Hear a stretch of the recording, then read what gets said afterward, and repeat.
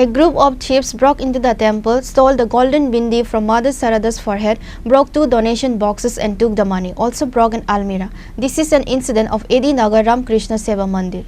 Theft cases are being reported every day. Residents say such incidents are on the rise as thefts continue to take place each and every day. Concerns about public safety. The incident has sparked unrest in the area.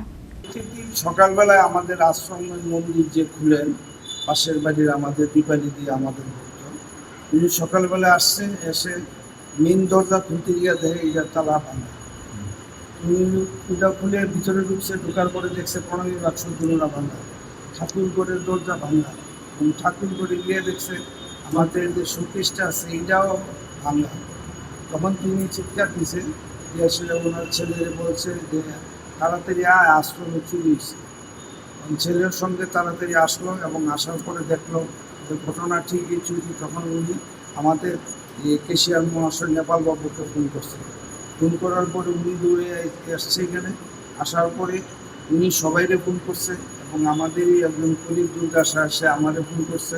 করার পরে আমরা প্রায় সবাই কর্মকর্তারা এবং আমাদের যারা staff আছে, রিটায়ার্ড আইজিপি আছে, ডিএসপি আছে, এসআই আছে, উনি একজন সাব ইন্সপেক্টর, সবাই এসে আসার পরে আমরা সব দেখলাম।